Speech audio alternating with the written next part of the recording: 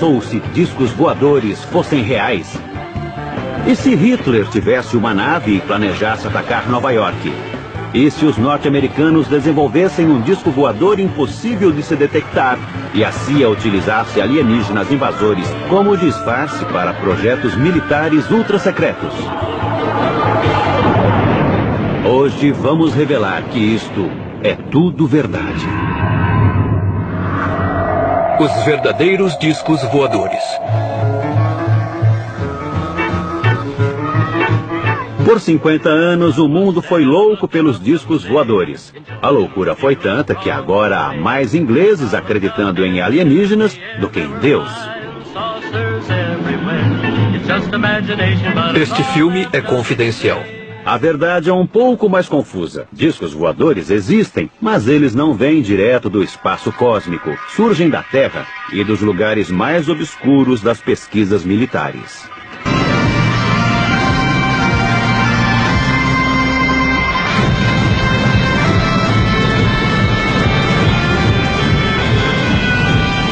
Em 1961, o mundo conheceu que seus construtores declararam ser o primeiro disco voador verdadeiro, inventado por este homem.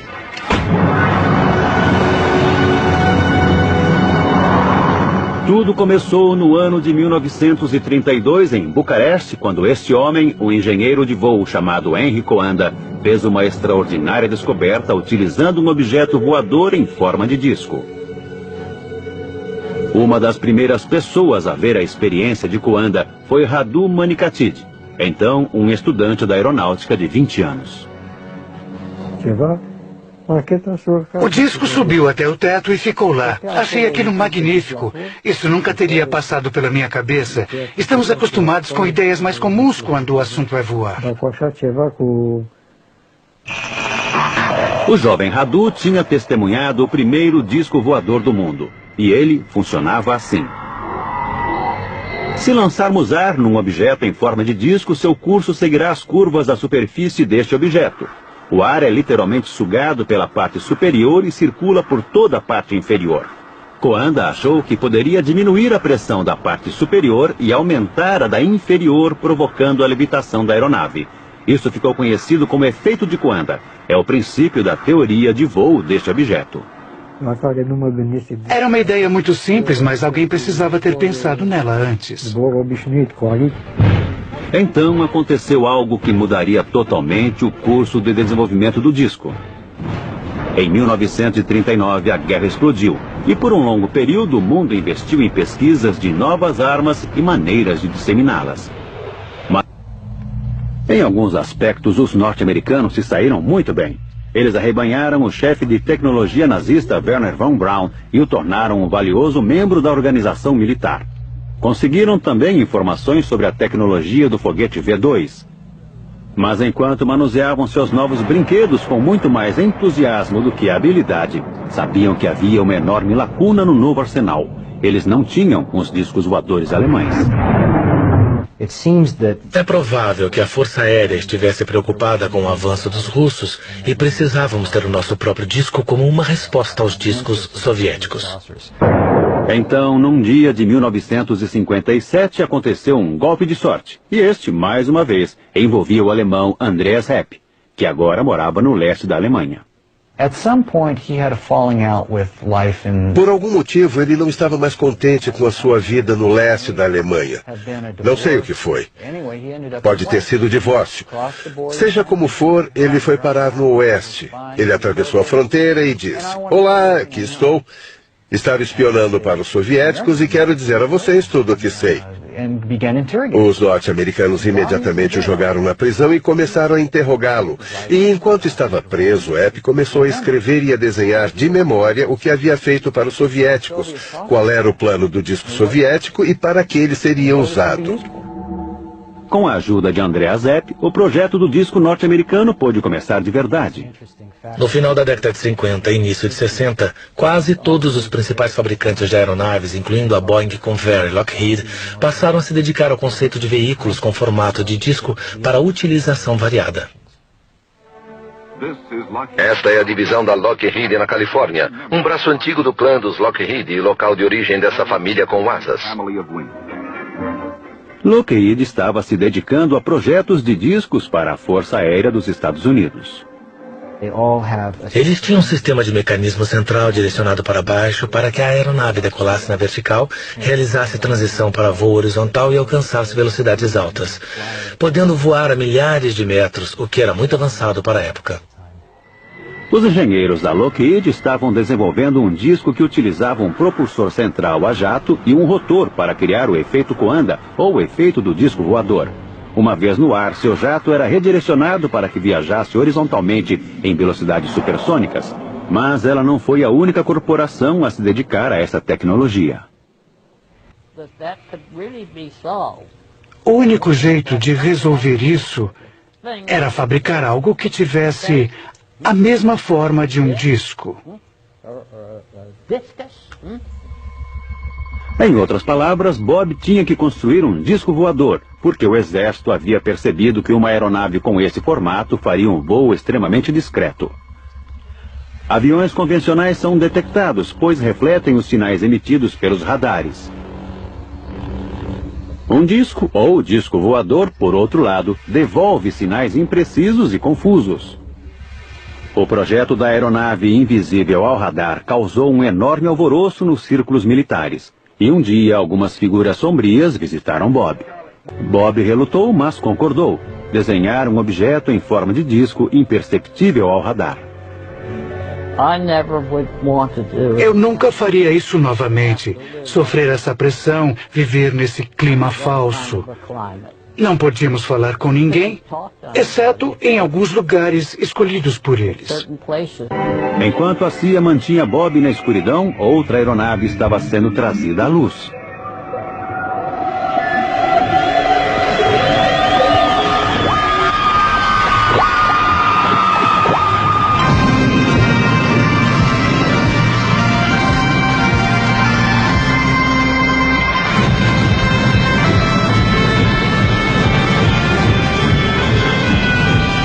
Em 1961, o mundo conheceu que seus construtores declararam ser o primeiro disco voador verdadeiro, inventado por este homem, John Frost.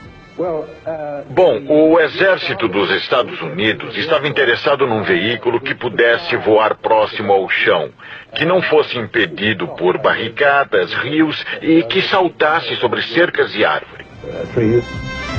Entretanto, havia problemas concretos com o Avrocar, como recorda Doug Garland, um dos engenheiros de túnel aerodinâmico. Testamos o Avrocar numa passagem subterrânea, mas era muito estável. Se jogarmos um prato ou uma calota no chão, a tendência é ela girar dessa maneira. O Avrocar tinha esta tendência. Quando o Avrocar foi apresentado ao público, todo o projeto já havia sido abandonado. Na verdade, o Avrocar não era um disco voador. Era a primeira aeronave flutuante do mundo. Era praticamente um subproduto acidental de um projeto secreto e muito mais ambicioso que tinha tudo a ver com discos voadores. Uma pergunta, acredita em discos voadores?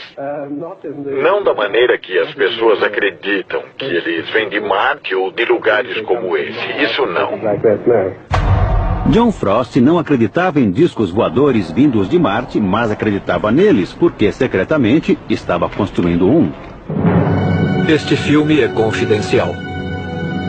Desenvolvimento de disco voador. Avro.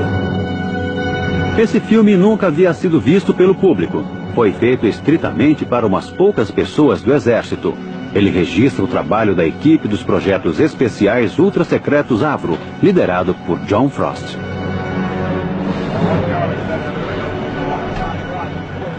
O conjunto do motor Viper foi construído pela Avro Aircraft Limited para desenvolver o sistema de força de uma aeronave de plataforma circular. Ele é constituído por uma estrutura com 6 divisões, excluindo a asa externa, a cabine de comando, vias de entrada de ar e os controles de voo. Frost estava construindo um disco voador supersônico com a potência de um enorme jato. Seu codinome, Projeto Y, ou Sistema de Armas 606A. No final, eles perceberam que haviam conseguido um considerável avanço para o advento do disco voador. E também recorreram à tecnologia do disco alemão.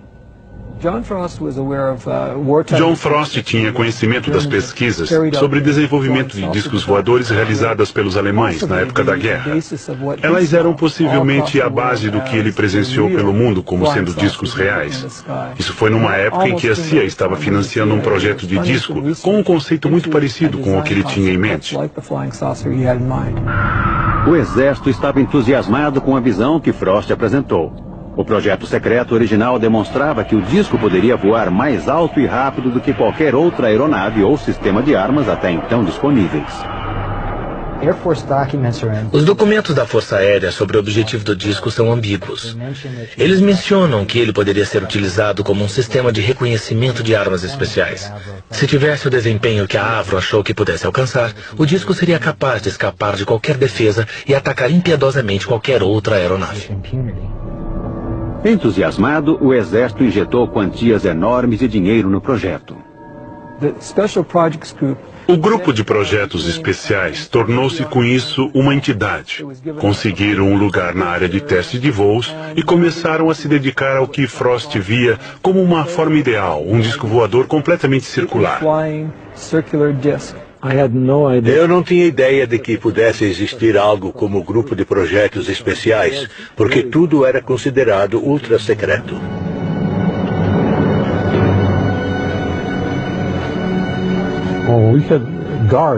Tínhamos seguranças em todas as entradas o tempo todo. E era necessário o uso de um distintivo especial com um pontilhado colorido que permitia a entrada na área de projetos especiais. Eu era projetista sênior do grupo de projetos especiais. Comecei a trabalhar no 606A como projetista do supersônico para a Força Aérea dos Estados Unidos. E o projeto foi de fato o mais ambicioso criado por projetistas da aviação. Uma aeronave com a fuselagem inteiramente fechada, um disco voador.